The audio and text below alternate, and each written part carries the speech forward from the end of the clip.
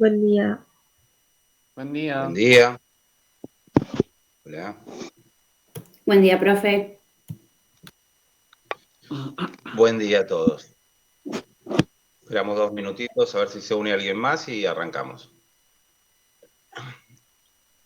Les voy diciendo, igual después lo comparto, el parcial va a ser el 4 de junio, para que lo vayan agendando.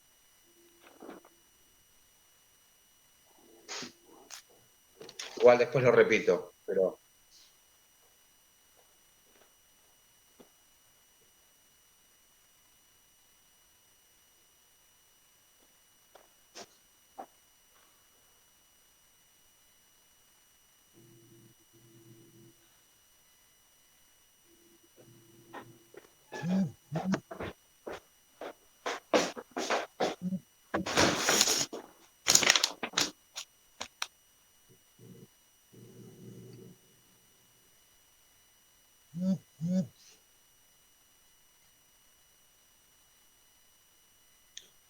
Es perfecto.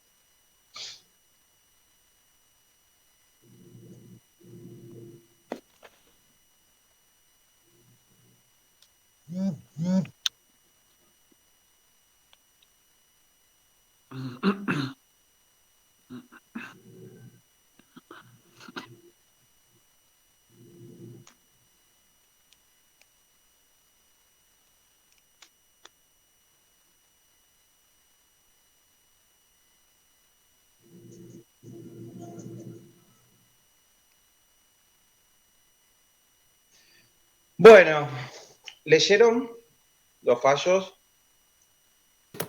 Sí. Sí. Os voy a preguntar. A ver.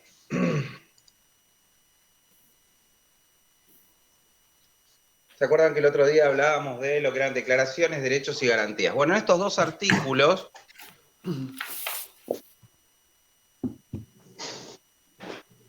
tanto en el 18 como en el 19, ustedes van a encontrar garantías, como estas que les acabo de mencionar, y en el 18 lo que se llaman las garantías del proceso penal, principalmente. Es decir, todas aquellas garantías que los van a proteger a ustedes en caso de tener un pleito en contra. Principalmente están pensadas para el proceso penal, es decir, para cuando hay un delito de ese tipo, pero se extienden también a los otros tipos de procesos. Pueden aplicarse también a un delito civil. Ya lo vamos a ir a ver. Lo que son las garantías, principalmente, tanto las garantías del proceso penal como los mecanismos de garantía, los vamos a estar viendo la clase que viene y los vamos a explicar un poquito más amplio en ese momento. Pero tengan presente que en principio el artículo 18 está pensado para el proceso penal, pero se aplica también a cualquier otro tipo de instancia judicial que ustedes tengan, cualquier tipo de discusión que ustedes tengan en el ámbito de la justicia. Los dos principios que vamos a ver hoy se complementan entre ambos artículos, es decir, el 18 parte del principio de legalidad, el principio principal está contenido en el artículo 18, pero aplica la segunda parte del 19 también. Y al revés, a la inversa, el 19 o el principio de reserva está contenido en el artículo 19, pero aplican principios del artículo 18. Vamos a empezar por, al revés, empecemos desde el principio de reserva.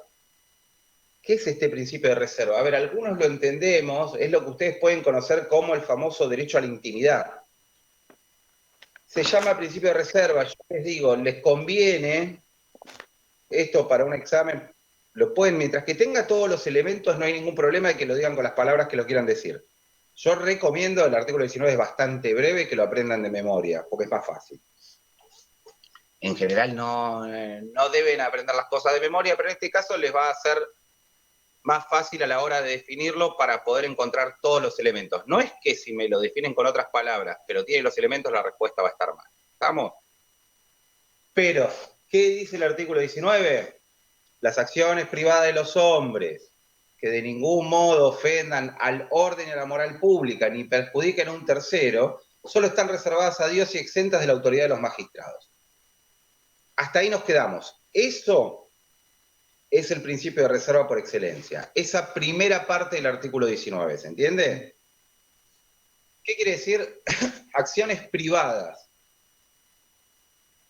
Son aquellas que se desarrollan en un ámbito íntimo. Nuestra casa, por ejemplo. Se discute, por ejemplo, si yo realizo una acción en un vehículo, si eso es considerado ámbito privado o no es considerado ámbito privado. Hola, buen En día. principio no lo es. Buen día. En principio, un vehículo no es un ámbito privado. ¿Por qué? Porque el vehículo está en un ámbito público. Básicamente, yo el vehículo lo estaciono en un ámbito público. Si yo lo tengo estacionado en mi cochera, sí es un ámbito privado. ¿Se entiende la diferencia? Es medio tonto el ejemplo, pero en principio un vehículo no es ámbito privado porque está en el ámbito público.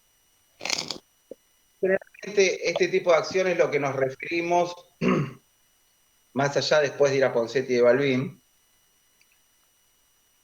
nos referimos a aquellas acciones que uno desarrolla principalmente en su domicilio. Más allá de que el principio de reserva no solamente alcanza eso, sino otro tipo de acciones que son íntimas, que pertenecen al individuo y que el individuo no está obligado a expresarlas, ¿no? Pero vamos al concepto general. ¿Qué quiere decir? O sea, que los actos que yo realizo en un ámbito de privacidad, en principio son propios, es decir, los magistrados, la justicia no puede intervenir, siempre y cuando no ocurra ¿qué? Afectar a un Que tercero. afecte a otro, que ¿Cómo? afecte a un tercero, que afecte No a un tercero. a la moral pública ni perjudica a un tercero. Estos son los Exacto. elementos que tiene que tener tu respuesta. Orden, moral pública y que no perjudiquen a un tercero. Vamos a dar un ejemplo. Este lo doy siempre. Yo puedo caminar, ¿puedo estar desnudo dentro de mi domicilio? ¿Sí o no? Bien. ¿Qué es lo que no podría hacer? Salir a la calle desnudo. Salir a la calle desnudo.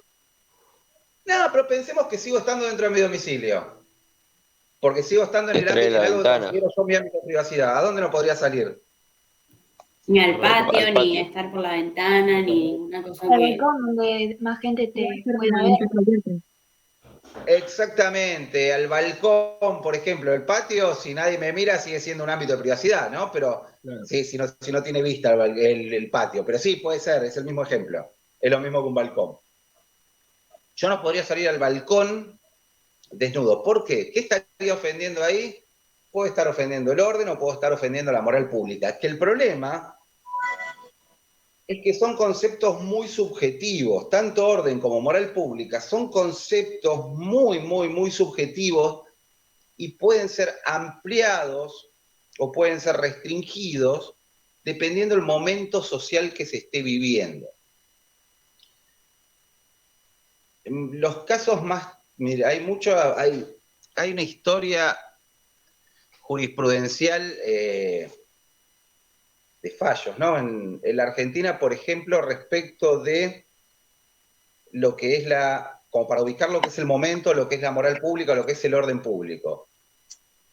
Dependiendo del momento histórico, no le estoy hablando de 100 años para atrás, dependiendo, capaz que en 3 años todo cambia. Dependiendo del momento, la tenencia de determinada cantidad de tenencia de estupefacientes constituyen tenencia personal o constituyen delito. El mismo caso, sobre la misma ley, no es que la ley se modifica, pero lo que se modifica es la concepción pública o la visión pública de esa tenencia. Si ustedes hacen un repaso de fallos históricos, originariamente, básicamente era aquel que tenía estupefacientes era un alienado, era un delincuente, era una persona que había que detener, había que prohibir, había que... Bueno, los fallos de la corte o de los tribunales originarios son en pos de eso, son en pos de detener a todo aquel que tenga estupefacientes. Con la llegada de la democracia, el último periodo, esto se vuelve un ámbito de libertad total al extremo, es decir, se va de un extremo al otro, es decir, se abusó tanto de coartar las libertades individuales que después de esto no vamos a coartar libertades individuales. A lo cual, la seguidilla de fallos hasta los años 90 fueron en pos de decir la tenencia para uso personal no constituye delito, no constituye delito. Muchas veces dentro de la misma ley, vuelvo a decir, en el año 90, en lo que se llamó periodísticamente, pero las relaciones carnales con Estados Unidos tenía una lucha contra el narcotráfico muy amplia, aunque sea en los papeles, aunque sea hacia afuera, no hacia adentro, pero sí hacia afuera, y todos los países que se alineaban con Estados Unidos pasaban de vereda nuevamente a firmar. Fíjense, en el año 93 veníamos de este concepto de libertad total, de este concepto de la tenencia no es delito, y como se iba a firmar el protocolo de lucha contra el narcotráfico, nuevamente, ante casos similares, pasó a ser delito, lo mismo. Entonces les vuelvo a decir que el orden y la moral pública, después luego se volvió para atrás y pasó a ser, pero no existe un concepto de moral pública. Lo que les digo es, la moral pública varía. Entonces, no podemos decir, esto es una violación al orden, a la moral pública, y esto no lo es. O sea, es muy cambiante, depende del contexto, digamos. Es el contexto, exactamente, es el contexto social que se vive para poder determinar cuál es la moral y cuál es el orden público del momento. ¿Está? Es bastante laxo, entonces no es algo que se pueda tipificar y decir, bueno, si vos haces esta conducta está permitida, esta conducta está prohibida. Porque muchas veces la conducta se flexibiliza, depende del lugar donde se encuentre o del momento que se esté viviendo. Más claro es el último ejemplo, es decir, perjudicar a un tercero sí es claro. Supongamos, a ver, ejemplo tonto de vuelta, ¿yo puedo escuchar música en mi casa? Claramente. ¿Puedo escuchar música un día de semana a las 3 de la mañana con un parlante en el balcón? Volvemos al mismo caso. No. Ahí estoy perjudicando a un tercero. Son ejemplos ridículos, pero vuelvo a decirlo, es como para que entiendan. El límite acá lo encuentra en el derecho del tercero, que es lo que nos faltó la clase pasada para el tema de los derechos relativos. ¿Se acuerdan? Dijimos que los derechos eran relativos porque pueden ser regulados por una ley, pero también porque encuentran su límite en el derecho de un tercero. Yo puedo hacer un montón de cosas en mi ámbito de intimidad, siempre y cuando eso no afecte a un tercero. ¿Está? Lo que dice es eso, es decir, si yo mantengo este concepto de que lo que estoy haciendo, lo estoy haciendo en un ámbito íntimo, que no perjudico orden moral pública ni perjudico a un tercero, no puede intervenir la justicia. ¿Está? Ese es el principio de reserva por excelencia. Quiere decir que nosotros tenemos nuestro derecho a la intimidad y hacer nuestras cosas en un ámbito íntimo sin ser perjudicados por terceros. Esto se complementa con el artículo 18, donde dice que el domicilio es inviolable. Nadie puede entrar a nuestro domicilio. Dice, el domicilio es inviolable, como también la correspondencia epistolar y los papeles privados.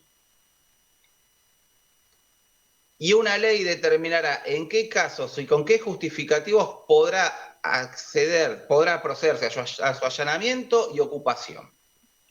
O sea, nadie puede entrar a mi domicilio sin mi autorización. ¿Cuándo alguien puede ingresar a mi domicilio? ¿Cuándo? Cuando hay orden de un juez. Primer lugar, lo más importante, para violar el domicilio, pero para romper este principio de inviolabilidad del domicilio y de la correspondencia, los papeles epistolares, que ahora lo traemos al presente y lo asimilamos, solamente puede, en principio, ser autorizado por un juez. En principio.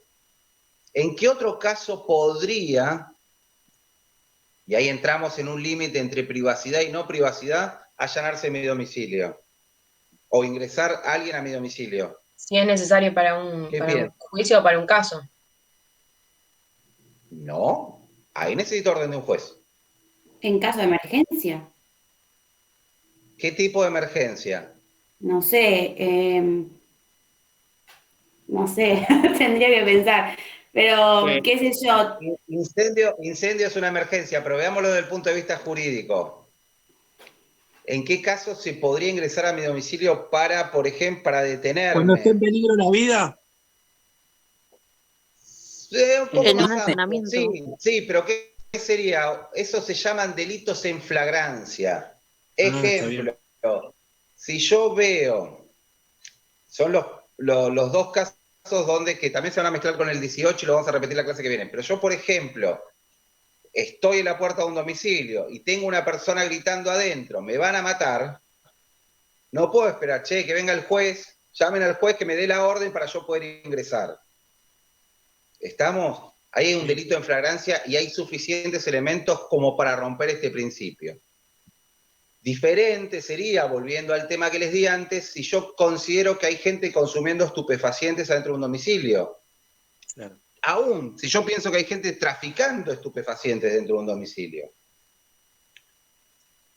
¿Puedo esperar que llegue la orden de un juez? Sí puedo esperarla.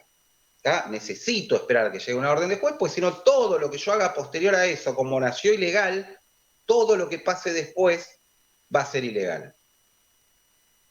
¿Se entiende? Eso se llama el fruto de la manzana en el cajón podrido. Es decir, hay un fruto podrido y va a pudrir todo el cajón, es el concepto. Es decir, si yo considero que están vendiendo drogas adentro de una casa, ingreso sin una orden, y efectivamente veo que se estaba vendiendo drogas y veo que se estaban cometiendo un montón de delitos adentro de la casa, arresto a las personas, tengo los elementos, como el primer hecho es ilegal, todo lo que viene después pasa a ser ilegal, ¿se entiende? No puede ser aplicado en un juicio. Pero bueno, al margen. Cuando hablábamos de correspondencia y papeles epistolares, ¿a qué lo asimilarían? Piensen que esto es del año 53, chicos. ¿A qué lo asimilarían ustedes actualmente? Y a los correos electrónicos, quizás a los mensajes tipo WhatsApp también ahora. ¿Quizás? Sí, no, en realidad sí, también son privados. A las redes sociales. ¿Qué más? Sí. ¿Qué más? Lo más importante.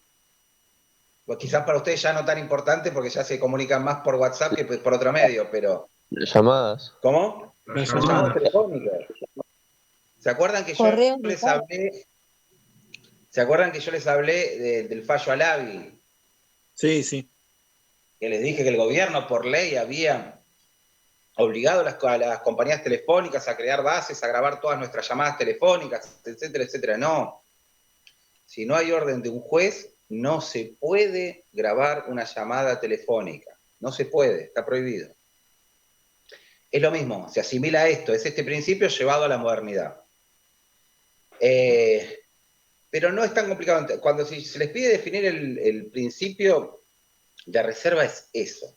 Artículo 19 hasta la mitad y se complementa con esta parte del artículo 18. Hablemos un poquito de Ponseti y de Balbín. No va a ser muy larga la clase de hoy, chicos, por suerte. Para aquellos que no estaban, repito, les acabo de dar la fecha de parcial que va a ser el 4, dijimos, ¿no? Sí. El 4, la clase anterior, si llegamos a dar todos los temas para el 20, entre las próximas dos clases, que no creo, pero entiendo que la clase del 28 va a ser para terminar de dar lo último que quede y hacer un repaso general. Si queda algo, lo daremos el primero, pero el examen es el 4. Bueno. Profe. Sí. Tengo una pregunta acerca del examen, súper corta. ¿Va a ser escrito y oral o solamente escrito y el final oral? No sé. Va a ser escrito. Sí. Después les voy a explicar el día del repaso, les explico la modalidad. Ok. El día del repaso explicamos todo lo que tenga que ver con el examen. Perfecto. Solo el final es oral. Listo.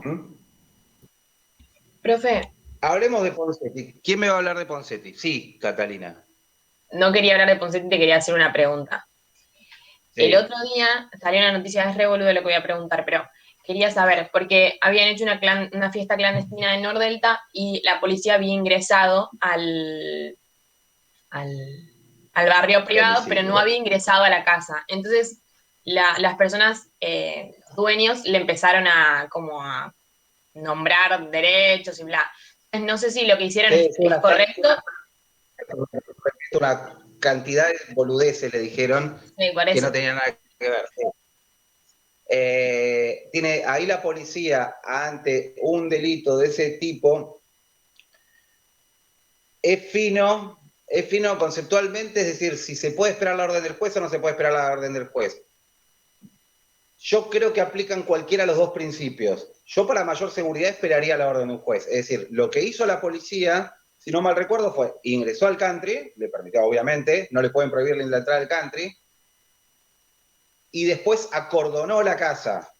Vieron que dijeron empiecen a vallar todo, porque no ingresó al domicilio, pero tampoco permitió que los que estaban adentro se retiren, justamente porque estaban en falta. Igual, ahora ustedes estarán viendo que hay fiestas clandestinas por todos lados e inmediatamente sacan a la gente y después detienen o multan o hacen lo que tienen que hacer. ¿Por qué? Porque hay un principio, en este caso que es de salud pública, que rompería este concepto de esperar la orden del juez. ¿Por qué? Porque cuanto más tiempo pase, más se puede agravar la situación. ¿Se entiende? No sé qué opinan ustedes, pero a mi entender, si vos tenés que esperar 2 horas, hay más riesgo de contagio durante esas 2 horas que no. Entonces creo que sería un caso donde la policía estaría autorizada a hacerlo. Igual más allá después que es la sarta de tonterías que dice el dueño con el otro que supone que era abogado al lado, tirándole letra. No, y después lo escuché por la televisión y es más impresentable todavía, diciendo, no, yo nunca quise una fiesta íntima, le autoricé. ¿Cuánta gente había? Y sí, más de 10 seguro. Había como 70 o 100 personas ahí adentro. Son más de 10. Entonces, claro, sí, ¿verdad? Era una barbaridad, chicos. Es decir, está jodida la mano. Yo creo que estamos todos cansados, pero está complicado, muy complicado. Y sobre todo, bajando edades, cada vez peor. Pero bueno, veremos. Es comprensible un montón de cosas, lo que pasa es que lamentablemente no las podemos hacer. Profe. Sí, perdón. Disculpe, le hago una consulta con respecto a derecho de privacidad. Sí. Supongamos que hay un sujeto que recibe una denuncia, pero no hay ninguna orden que diga que se puede grabar la llamada de esta persona si es que la víctima recibe una llamada. En caso de que se llegue a juicio, pues es ilegal el proceso de grabar la llamada. Si estás hablando de violencia de género, por ejemplo, claro, todo lo que es el ámbito de violencia de género tiende a ser la ley, es mucho más laxa, en primer lugar. En segundo lugar, una cosa es que grabe la llamada, la persona que la recibe, y otra cosa es que que un externo la grabe. Si a mí me llaman para amenazarme, obviamente puedo grabar la llamada. Si yo me cruzo con una persona y me amenaza y la quiero grabar, la puedo grabar. ¿Está? Perfecto. Después, si en un ámbito de familia yo estoy tratando de que el otro me diga otra cosa, entonces lo grabo, donde las partes están en un plano de igualdad o logran estar en un plano de igualdad, muchas veces los jueces ven hasta contrario que se graben las conversaciones. Ejemplo, no, porque yo están discutiendo un matrimonio y el marido o la mujer dice, no, porque yo lo grabé cuando me decía, bla, bla. Después le dice, ¿y él sabía que lo estaba grabando? En cambio, cuando ustedes están probando un delito, y sobre todo un delito penal, contra su persona, pueden grabar tranquilamente. Todo sirve, todo va a aportar mucho más. No necesitas el consentimiento del otro para estar grabándolo, claramente. ¿Está? Okay, Una okay. cosa es un ámbito público, otra cosa es un ámbito privado. El que no puede meterse, acuérdense, las garantías están para proteger a los individuos del Estado. El que no puede meterse en tu intimidad sin tu consentimiento o sin la intervención de un juez es el Estado. A esto nos estamos refiriendo. Ah, ok, ¿Está? perfecto. Gracias, profe. Pero sí es totalmente aplicable en un caso de violencia, en un caso de amenazas, es totalmente válido y sirve como elemento de prueba. Perfecto, Lógico. muchísimas gracias. Conversaciones, muchas veces son conversaciones de WhatsApp y demás, conviene hacerlas antes de que sean borradas o lo que sea, hacerlas certificar por un escribano o por varios testigos, hacerlas certificar ante la policía o alguien que te certifique que lo que vos estás grabando existe. ¿Está? Tiene mayor fuerza después. Pero bueno, en muchas cosas se prueba como se puede probar. Bien. ¿Quién me va a contar un poco de Ponseti? ¿Saben quién fue Ricardo Balbín? Fue una figura política. Un líder del radicalismo. Líder del Partido Radical. Exacto. Exactamente. Fue aquel que cuando este país era radicalismo-peronismo, fue aquel que en el último gobierno de Perón le propuso, justamente para evitar nuevos golpes de Estado, ir con él en la fórmula. Ahora eran rivales políticos, eran dos partidos políticos distintos, pero para evitar que los militares se hiciesen nuevamente con el poder, es el que le dice a Perón, vamos juntos para lograr la unidad nacional y que no vuelva el ejército a tomar el poder. Obviamente Perón no estuvo muy de acuerdo, fue con Isabelita, bueno, y ya sabemos todo lo que pasó. Tampoco es echarle la culpa a Perón ni a uno ni al otro, pero digo, ese era un tipo muy noble dentro de todo lo político. Y es una figura pública que básicamente en el fallo de Balbín se encontraba en su lecho de muerte. ¿Y qué pasó? Le Y sacaron un fotógrafo de Le una sacaron revista muy por- famosa. A ver, uno por vez. ¿Quién estaba? Valentina. ¿Valentina es? Un fotógrafo, sí. Un fotógrafo de una revista muy famosa que se llamaba, no recuerdo el nombre. Revista Gente. Claro, la revista Gente. Le sacó unas fotos bastante comprometedoras y que violaban la intimidad del político y bueno, años después su mujer lo hizo una demanda. ¿Qué eran Y estas años- fotos? A ver, ¿quién me puede contar qué eran estas fotos comprometedoras? No eran comprometedoras, Eran básicamente. fotos Era- en lecho de Fotos de muerte. él en terapia Eran intensiva. morbosas. Era Claro. agonizando. Ya uno, a ver, Martín. Eran fotos donde él estaba agonizando, estaba con las máquinas que le permitían sobrevivir. Incluso creo que el título era Balbín agoniza, una cosa así. Una cosa muy de época Sí. también, ¿eh? Ahora A no ver, sucede, pero en esa este es el época... tema. Aquellos que tenemos un par de años más, como para que Yo. ustedes observen, yo en estos momentos les digo, le sacan una foto y se lo ponen en una revista, y las revistas no las lee nadie ahora, salvo creo que si van a la peluquería algunos pueden leer la revista, pero Incluso, profesor, en esa época, sí. profesor, cuando Balbín muere, la misma revista publica fotos con él en el cajón, con el cajón abierto. Una cosa que Sí, ahora sí, no sí. se ve, pero en esa Muy época era muy... morbosa. Incluso Bueno, recuerdo a ver, revistas entiendan especializadas el en estas cosas contexto. macabras. Entiendan el contexto. En esa época, yo los ubico porque muchas veces, lo que les voy a contar, muchas veces algunos no creen que sea real, pero en esa época había 4 canales de televisión, 4, no había cable, claramente, y la gente esperaba, obviamente no había internet, no había absolutamente nada, la gente esperaba una semana o 15 días, no me acuerdo si eran semanales o quincenales, pero esperaba al día que salgan las revistas, iba a comprar las revistas desesperada, porque era la forma en la que se enteraba de todo. A ver, todo pasaba por esas revistas. Eran las mismas revistas que en los años 90 a nosotros nos decían qué cooles que somos porque tenemos un ministro que vive en Miami en una mansión, y tenía una mansión con guita nuestra, que era Manzano, es decir, era una vergüenza, pero eran las mismas revistas esas.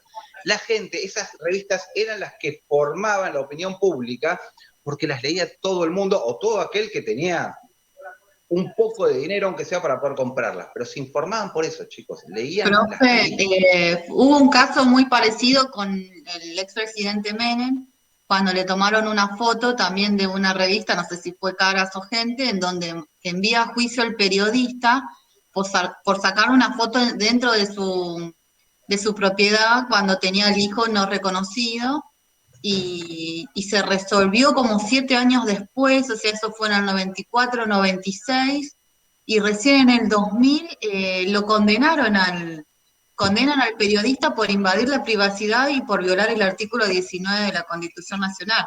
Entonces hubo un caso muy parecido. Caso extremo, ¿se acuerdan del caso de Maradona, por ejemplo? Sí. Que lo sacó a tiro directamente, con aire comprimido, le empezó a disparar a los periodistas. Sí. Por invadir su privacidad. Sí, hay casos. A ver, el derecho a la privacidad, ustedes van a leer un fallo que se llama, que tiene que ver con, va anexiado con esto, porque tiene que ver con la privacidad y tiene que ver con, más que nada, con este derecho de libertad de prensa, o libertad de información, depende de ustedes dónde lo coloquen, que es el fallo Campillay, donde el diario La Nación había publicado directamente un comunicado contra esta persona, publicando toda la ficha de la policía, que el tipo era un delincuente, un asesino, bla, bla, bla, no importa. El tipo lo acusaban de un montón de delitos por un comunicado que había dado la policía interno. Lo obtiene La Nación y lo publica, y el tipo después resulta ser inocente, y lo que le dicen justamente, que el derecho a la libertad de prensa tiene un límite, y que, estoy mezclando las cosas con lo que estamos viendo, pero no importa, como para que ustedes tengan una idea y esto tenganlo presente, ¿dónde se transgrede? Nosotros vemos constantemente gente diciendo barbaridades, con esta famosa división, con esta brecha que hay entre partidos políticos, que ya es una cosa entre grupos de poder, básicamente, pero van a escuchar, a ver, yo lo escuché a la Nata publicando, y tampoco el otro santo de mi devoción, aclaro, pero lo escuché a la Nata, miren lo que dijo Delía. ¿Alguien vio esa nota donde la Nata dice, vieron lo que dijo Delía, y lo publica y lo muestra Delía diciendo, ¿sabés cuánto tarda una negra en sacar la basura? 9 meses. ¿Alguien vio eso? No. Bueno, lo vi yo en el programa, y Delía, y la Nata dice, miren lo que dijo Delía, y lo muestran a Delía diciendo, ¿saben cuánto tarda una negra en sacar la basura? 9 meses. Después, en otro programa de televisión, muestra la nota completa, y era Delía diciéndole, hay gente que dice barbaridades tales y hace chistes tales como, por ejemplo, ¿saben cuánto tarda? A ver, totalmente... Lo sacan de contexto. ¿Qué dice? A ver, se saca de contexto. Yo trato de hacer zapping por todos los noticieros y lo sacan de contexto. De todos lados sacan de contexto lo del otro. Exacto, sí. Pero sí, hay algunos que tienen un poco más de poder que otros, pero al margen. Todo aquello, primero, a partir del 94 hay una cuestión que se llama derecho a réplica, con lo cual, lo vamos a ver más adelante también, el mismo medio tenés el derecho a réplica, que es el de defenderte por los medios, y tenés el derecho también a sancionar al otro y a que el otro se tenga que disculpar por el mismo medio diciendo tal cosa. Lo que pasa es que la Nata, que es un gran creador de cosas sin verificar, lo dice por la televisión y se disculpa por la radio. Al margen, para vos publicar una nota donde no tenés todavía la certeza de lo que está ocurriendo, lo que tenés que hacer es decirlo en potencial. Habría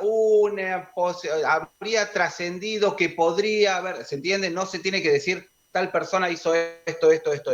Eso ténganlo en cuenta para cuando vean los noticieros con personas sin sentencia firme. En general, para todos. Profe, Bueno, sí, decime. de hecho, en el caso de Balbín, la Corte en un momento hace referencia al artículo 18 diciendo que hay un límite donde los periodistas pueden dar a conocer un hecho general, pero sin transgredir, o sea, lo que vendría a ser la privacidad de la figura pública, porque la figura pública, como que para la ley, tiene cierto conocimiento general, obviamente para el público, pero siempre respetando tiene un grado su de límite de intimidad. intimidad.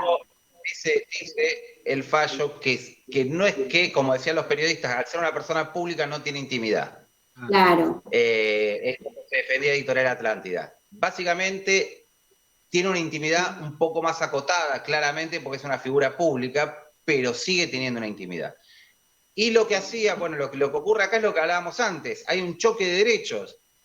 Derecho a la intimidad, por un lado, derecho a la libertad de prensa, derecho a la información por el otro. Y estos decían, nosotros tenemos derecho a informar sobre una persona que no tiene intimidad. Y el otro decía, yo tengo derecho a mi esfera de privacidad en el lecho de muerte de mi marido. Y ahí es lo que se discute. Y la Corte sí dice, sí, es verdad que no tienen la misma privacidad que cualquier individuo por ser figuras públicas, pero lo que no quiere decir que no lo tengan.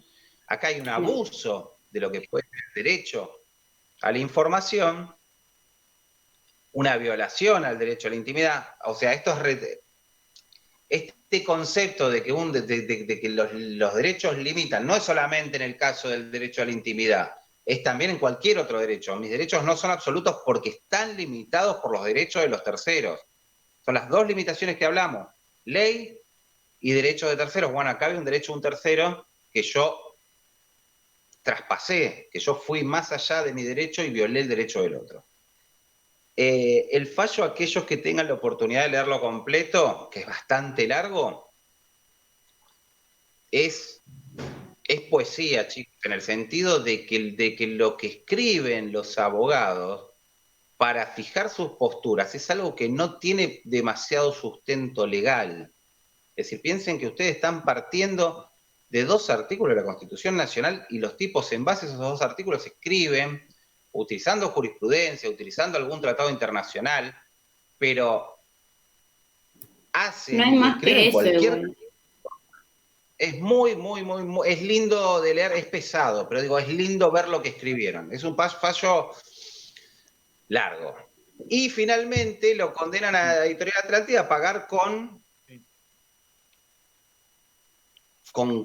tiradas, es decir, con la cantidad de revistas, con un determinado número de cantidad de revistas. Pero básicamente entienden que este derecho sí se ve violado.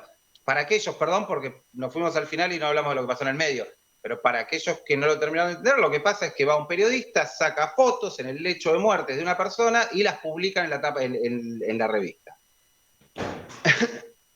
Y la familia entiende que hay una violación a su derecho a la intimidad, a su esfera privada, la esfera privada de esta persona en su lecho de muerte, mientras que para la revista lo que estaba haciendo era prensa. Acuérdense, el derecho a la libertad de prensa no quiere decir que yo puedo publicar cualquier cosa, con algunos pequeños límites sí yo puedo publicar cualquier cosa. Lo que no quiere profe, decir que... algo así más o menos también había pasado. ¿Usted recuerda cuando murió el jugador de fútbol Maradona y varios fanáticos se metieron a la Casa Rosada y tomaron fotos del cadáver? Y no me recuerdo que creo que un periodista lo quería publicar.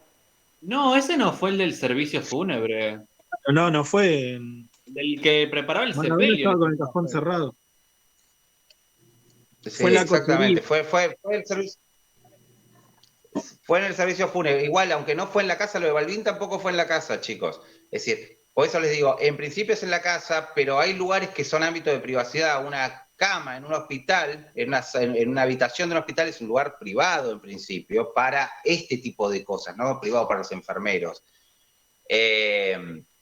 Sí, también pasó con lo de, ¿cómo se llamaba? el novio de esta modelo que apareció, que se murió en la bañadera. No, la chica esta que murió en la bañadera. Jazmín de Gracia. Que también sacaron. Sí, Jazmín de Gracia. Hay un montón de casos. Yo les estoy hablando de uno, es decir, tiene límite. Y las fotos trascienden. Lo que fue esta que apareció, ¿cómo se llama? La que apareció ahora muerta. Natasha Hyde.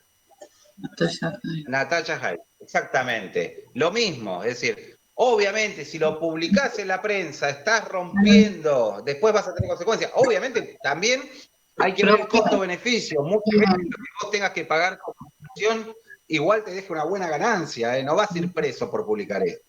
Es decir, los programas de Chimento tienen 200.000 de estos que terminan ganando de todas maneras, así que, pero les digo, lo que no quiere decir que no va... el principio, vos podés publicar tus ideas por la prensa, para tomarlo como dice la Constitución, lo que no vas a tener es censura previa, excepto que una persona sepa que lo que van a publicar lo va a afectar a esa persona en su intimidad y pueda presentar un amparo, que no es censura, es muy diferente, eso no es considerado censura, sino que hay una violación a un derecho, como en este caso, y antes de que se viole el derecho, se puede actuar. Profe. En determinadas ocasiones. ¿Está? Profe. Son los bozales mediáticos, por ejemplo, sí. Con el caso también de Maldonado, cuando apareció muerto, que también hubo muchísimas fotos. Lo de Maldonado también era un caso tan público ya que hay que entender si eso era público o era privado, ¿se entiende? Y aparte hoy en día también el poder que tienen las redes ya no es solamente la revista y el diario, o sea, es la difusión enormemente masiva que tienen en las redes, entonces es muy difícil controlar o sacar o poner información porque no hay control. Pero ¿sabes qué? Sí, pero hay responsabilidad periodística. Una cosa es una red anónima donde vos no puedes rastrear quién es, yo te lo paso a vos por WhatsApp, te lo paso, etcétera. Ahí estás en un ámbito que no es, que es más discutible la fuente o la responsabilidad de quien manda o de quien recibe.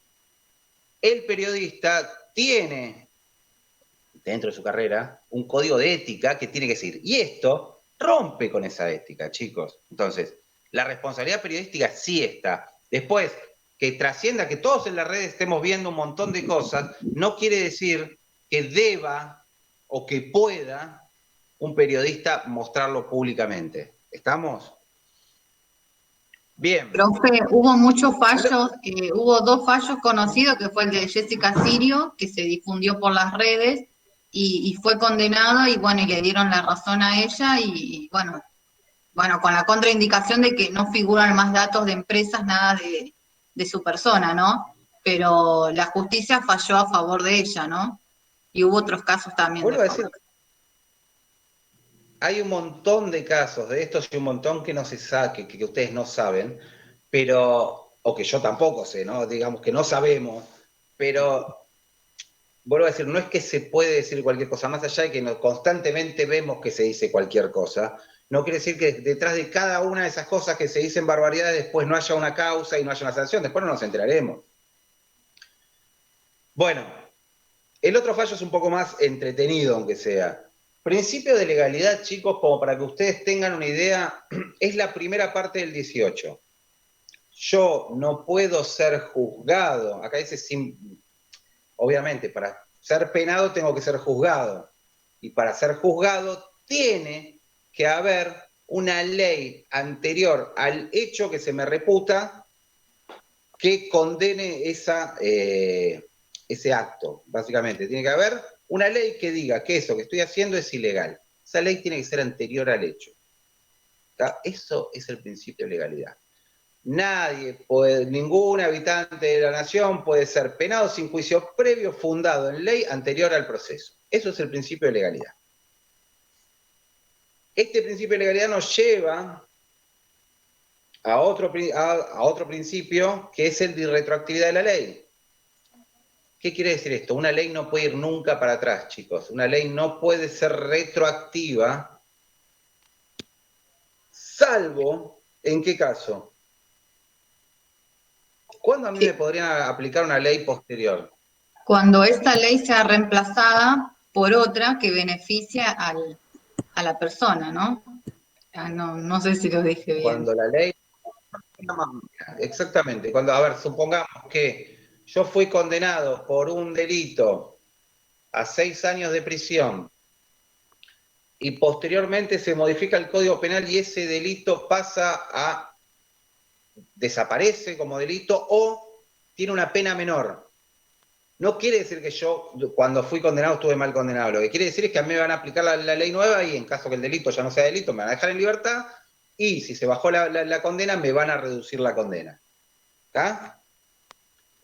Eso es el principio de retroactividad. La ley no vuelve para atrás, salvo que me beneficie. Artículo 18, que se complementa con la segunda parte del 19, que dice que ningún habitante de la nación será obligado a hacer lo que la ley no manda, ni privado de lo que ella no prohíbe. Es decir, claro, no hace falta explicar mucho más. En Caballeros de la Noche, Caballeros de la Noche a mí me entretiene mucho. A mí es un fallo que me entretiene mucho. Primero porque me acuerdo de los magios, de los Simpsons, ¿no? Porque es algo así. Es una especie, es una secta secreta. Es muy gracioso ver cómo escribían estos hombres. ¿Dónde? ¿Alguien lo quiere explicar o lo explico yo? Un poquito. A mí me costó un poco entenderlo. Valentina, a ver qué estaba hablando él. Sí. ¿Qué? Agustín. Sí, ¿Estabas hablando sí, vos? ¿tenía que contar el caso de los Caballeros de la Noche? Sí. ¿Sí? ¿Lo digo? Sí, contalo, por favor. Ah, perdón, no entendía nada. Fue el caso de que la cuñada de Manuel Dorrego recibió una carta en la que decía que habían secuestrado a su mamá y ella no entendía nada porque su mamá había muerto hace un tiempo ya y lo que pasó fue que habían secuestrado su cadáver, sus cenizas, para cobrar un rescate. Habían sacado el cadáver de un nicho Sí. y lo habían metido en otro nicho. Claro, claro. El caso fue así, sí. Le escriben diciéndole, la carta es muy divertida porque le escriben con una formalidad terrible diciendo no querría profanar, pero nunca, no le dejan en claro ni siquiera qué le pueden hacer al cadáver, básicamente. O sea, es muy amplio, le piden un rescate por este secuestro, que no es un secuestro. Claro. Más que ¿Qué nada le lo que pasó? decía Sacado el que cadáver del iba a ser como mal visto si la gente se enteraba, así que era mejor que cooperen. Bueno, sí, habían robado, habían sacado un cadáver de un nicho, lo habían metido en otro, le habían mandado una carta extorsiva a esta mujer y finalmente los detienen. Los detienen, ven que los tipos tenían un centro, un santuario para su secta, etcétera, etcétera, etcétera. ¿Y qué pasaba? La opinión popular era: son los delincuentes, estos tipos tienen que ir presos, ¿sí o no? Algo malo tienen que haber hecho. Para todos, moralmente estaba muy mal. ¿Sí o no? Sí, sí, sí. Sí. ¿Ilegalmente? No. Porque una cosa es lo que puede ser la condena moral y otra cosa puede ser la condena jurídica. Era decir, ¿qué hicieron estos tipos que esté prohibido por la ley? Nada. Y realmente no habían hecho nada. Los terminan condenando por un delito menor porque tenían que condenarlos por algo y ya con el tiempo recontra cumplido. Pero decían, a ver... No había ninguna ley que dijera que no podías secuestrar cadáveres, básicamente. ¿Por qué? Vamos a ver. El Código Penal había sacado el único delito, que eran los delitos canónicos, los delitos que venían de la Iglesia, que era... ¿cuál? El de profanar el cuerpo. Claro, profanar tumbas, saquear tumbas. Ese estaba había sido eliminado del código. Entonces era el único que se podría haber aplicado en ese momento. Pero vamos a ver, decían, ¿era un robo? No. ¿Por qué no era un robo? Porque no robaron. Vos podés robar cosas que estén en el mercado. Y el cuerpo específicamente, el cadáver específicamente, son elementos que por el Código Civil están fuera del mercado. Y porque carece de utilidad también, profesor. Tiene que tener valor pecuniario. Tiene que ser cosas que estén dentro del mercado, que sean, y para hacer cosa, tiene que ser un bien susceptible de adquirir valor. Y no lo tenía. Así lo definía el Código Civil. No podía ser robo. Secuestro, ¿por qué no era secuestro? Porque no había una persona. Porque no estaba viva. Exactamente. Porque no estaba viva la persona. Claro. Claro, bueno, por eso digo, cuando la persona no está viva ya no es persona.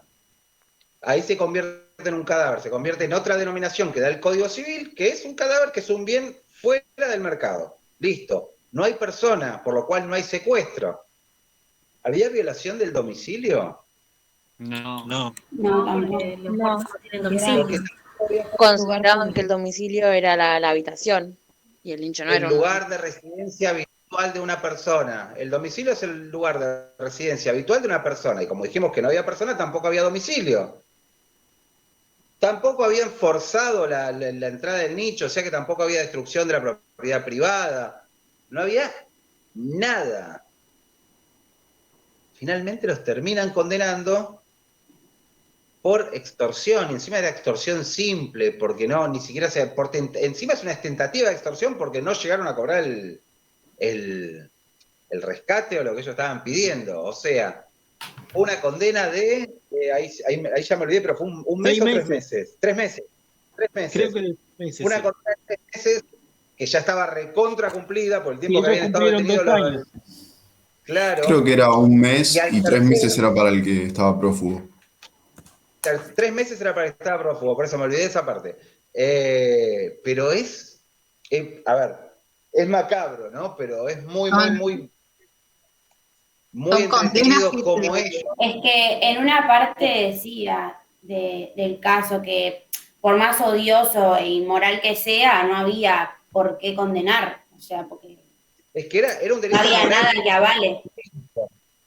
Chicos, a ver, si se los digo objetivamente, es el crimen perfecto, es decir, en el sentido de que cometieron un delito y no los podían agarrar por nada. Es más, para mí por lo que los agarra está mal, porque ni siquiera hay extorsión en ese caso, porque no puede, para que haya extorsión tiene que haber otros elementos, pero lo terminan diciendo, bueno, listo, vamos a darle algo vamos a darles algo para tranquilizar y porque los tuvimos 2 años acá adentro. Pero a mí es un fallo que me entretiene mucho. Bueno, les voy a decir, la clase que viene, viernes, vamos a ver artículo 18, que son el resto de las garantías del proceso penal, y los mecanismos de garantía, habeas corpus, amparo y habeas data, que están en el artículo 43. Van a tener que leer 2 fallos. Lo voy a mandar igual por el grupo, pero los buscan así. Siri es uno de esos fallos y COT es el otro fallo. K-O-T. Esos son los 2 fallos que crean el amparo, básicamente. ¿Está? Antes de que el amparo sea una herramienta judicial, antes que esté incorporada en la Constitución, mucho antes que tuvo una ley que lo reguló, el amparo lo creó la propia justicia. Lean esos fallos y lo van a entender mucho mejor. El día 4 entonces ya quedamos con el examen, el 28 vamos a tener la clase, el 28 tenemos la última clase y si llegamos a tener repaso ahí, y si no lo vamos a tener el martes primero el repaso. ¿Está? Bueno. ¿Alguna duda de la clase de hoy? Sí, estos 2 temas que está diciendo, ¿no están en ninguno de los bloques que están en el campus? Los temas sí, los fallos no.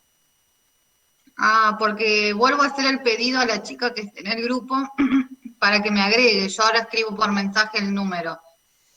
Porque no la puedo ubicar a la chica que es la que está administrando la cuenta. Les mando por el campus, les pongo en el campus campus y listo.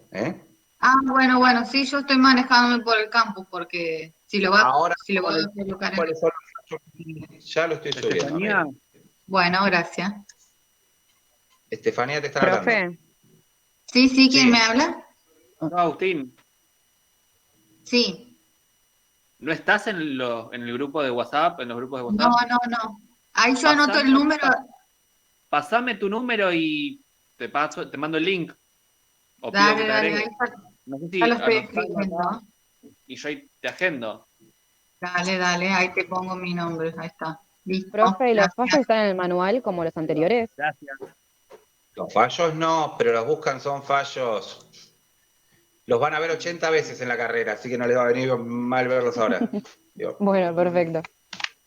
Gracias. Ahí ya les mando mensaje por el grupo para que les quede. 35983956. Profe, ¿le puedo hacer una consulta Bueno. antes de finalizar? Sí. Que no entendí la excepción de ley penal más benigna. Es la que hablábamos de... No la entendí, sinceramente. Si vos... A ver, el principio de retroactividad de la ley dice... Espera que termine de escribir. No, bueno. El principio de retroactividad de la ley dice que a vos no te pueden aplicar una ley posterior. Es decir, supongamos que, Caballero de la Noche, hay una ley posterior que condenaba lo que ellos hicieron, no se les podía aplicar.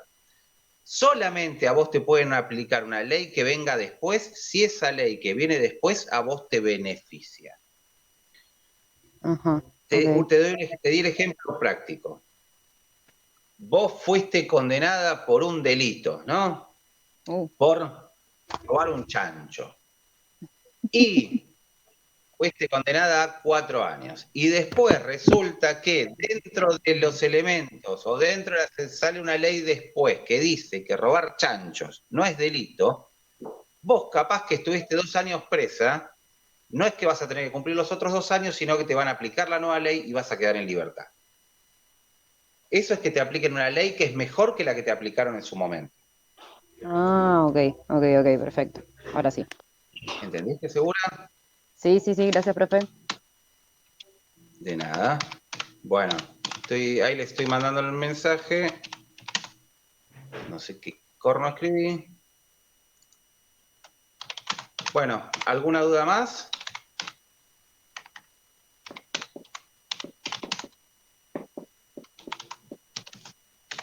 Profe, queda el 4 de junio el parcial. Yo me conecté un poquito después. ¿Va a ser oral, escrito? Multiple choice. Después les explico. Al principio el único oral es el final. Bien, y nos estamos manejando con el manual es el del blog, el de la materia. La primera parte vimos varios temas de ahí. Lo que era de naturalismo, derecho. El manual de materia sí, y lo que es complementario, lo que yo les voy diciendo que lean. Bien, el manual de la materia sí, la primera parte sí. Bien. Bueno. Profe, por ahí voy a preguntar algo medio obvio, pero ¿los fallos también entran en lo que es el parcial? Que vamos Los viendo, fallos, o sea, modo de ejemplo. A ver, en el parcial yo entiendo que posiblemente el primer parcial tenga, la gran mayoría del parcial sea choice, porque al no tener nota, a mí me interesa que sepan los que hayan entendido los temas, porque el examen real se toma cuando se toma el final. En el final van a tener que saber sí o sí los fallos. Así que ténganselos estudiados, les va a ser mucho más fácil, pero posiblemente en el parcial no entren los fallos, sí van a entrar en el final. Bueno. ¿Listo? ¿Alguna duda? Bueno, yo voy a preguntar, ¿puedo preguntar? Perdón, si interrumpí. Sí, Juan Manuel. Voy a hacer una pregunta que seguro la mayoría ya sabe, ¿viste? Pero los exámenes, primer y el segundo examen va a ser virtual. Chicos, como vienen las cosas va a ser todo virtual. Como siga esto así va a seguir siendo todo virtual. De nosotros en un mes y medio no salimos de nuestra casa, ¿eh? Les aclaro. como sigan las cosas así, va a seguir siendo todo virtual. Ah, Es decir, perfecto. Sí, lamento si hice una o sea, al pregunta final obvia. entiendo que va a ser virtual de todas maneras, no creo que lo hagan presencial. No veo muchas chances, pero esto es día a día. ¿Le hago una consulta? Sí. El tema es el siguiente. Yo no sé si el resto de los chicos experimenta este tipo de situación, pero estoy teniendo inconveniente para ingresar, por ejemplo, a lo que es el campus. Si bien usted en este caso se comunica con nosotros, por ejemplo, enviándonos mail, etcétera, lo cual favorece mucho, el tema es si el día del examen, llegado el momento, se experimenta esta situación, no tenemos un contacto directo con lo que es, porque de última tampoco sabemos a qué área dirigirnos a la hora de hacer un reclamo. O sea, esto se está dando sinceramente en ambos lados. Le explico, yo estoy cursando tanto UBA 21 como lo que es el CBC. En ambos se está dando la misma situación. Empezó con UBA 21 el inconveniente de no tener acceso y no importa la hora. De hecho, en clases anteriores, por ejemplo, yo no pude acceder para poder comunicarme y decir, bueno, señores, no estamos teniendo. Y más allá de eso tenemos el problemita de la conexión, que por ahí acá no lo decimos mucho porque no es un ámbito de queja. Pero si todo el tiempo estamos teniendo situaciones como esta, el punto es, ¿cómo podemos hacer, por ejemplo, como para decir, ver otros modos más para comunicarnos? Porque está bien, tenemos el grupo con los chicos donde se habla, nos pasamos información, lo cual está genial, pero también encontrar un poco de respuesta de parte de lo que es el CBC. A mí me dieron, por ejemplo, Mirá. Sí.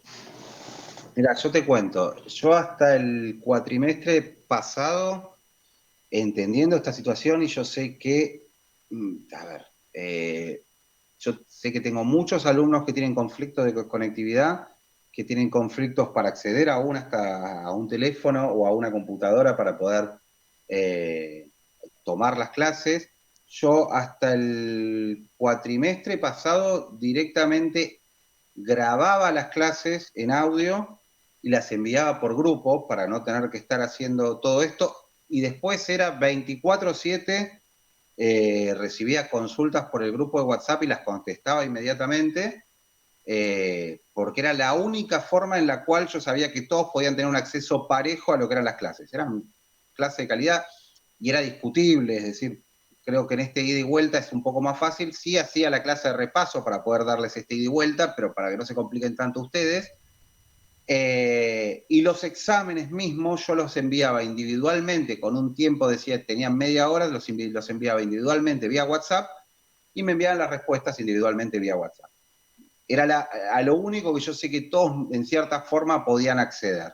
La verdad que este cuatrimestre el CBC nos cambió las reglas y nos dijo, chicos, esto tiene que pasar todo por la plataforma, etcétera, etcétera, etcétera. Yo puedo subir el reclamo a la coordinación de cátedra, puedo dar una alternativa de examen en caso de que ustedes tengan algún conflicto. La gran mayoría van a ser evaluados por la plataforma, y si alguno tiene algún inconveniente el día del examen para ingresar a la plataforma, buscaremos una forma alternativa de que les tome el examen, ¿está? O se los tomaré por llamada, o se los tomaré por WhatsApp, veré. ¿Está? Igual va a ser lo mismo, el examen va a ser el mismo.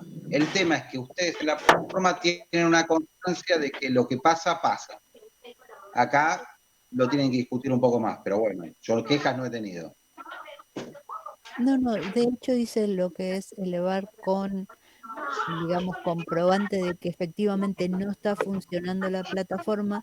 Lo que pasa es que, como digo, no sé si metiendo un bot o me está recibiendo el mensaje una persona, porque te responden obviamente con informaciones que son pregrabadas o situaciones, y entonces no logran solucionar el problema de base.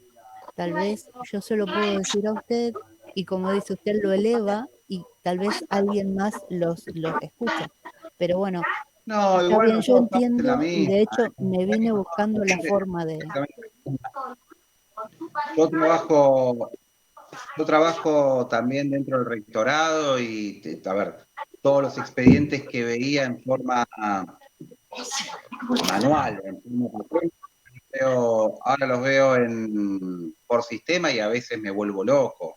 O sea, porque los servidores son los mismos. Sí. Es un tema de servidores. La verdad es que no sé qué decir. Es pelearte con el coso y no buscar medios alternativos para que Sigo buscando alternativas, la comunicación la sigo intentando, de hecho, como digo, trato de escribir uno las veces que puedo, pero más allá de eso era un poco también como decir, mostrar que está existiendo algo, que tal vez hay un grupo de personas que no está pudiendo siquiera manifestar así y que se toma en consideración, básicamente. Pero bueno, eso era uno. Lo otro que quería consultarle, si me puede deletrear, básicamente es, dijo el fallo COT y el anterior, ¿cuál es? Siri, S-I-R-I. Perfecto. Y COT es K-O-T. Sí. Perfecto. Ahí los googleás en internet, los vas a encontrar seguro. Sí, todo es Google. Le agradezco, profe. De nada. Bueno, chicos, buen fin de semana.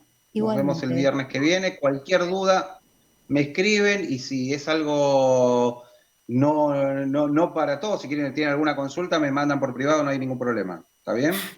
Dale, profe, gracias. Gracias. Chao, profe. profe. Buen fin de- Profe, Muchas gracias. gracias, profe. Chao, Buen fin de profe. semana. Ahora, chao. Chao, profe, gracias.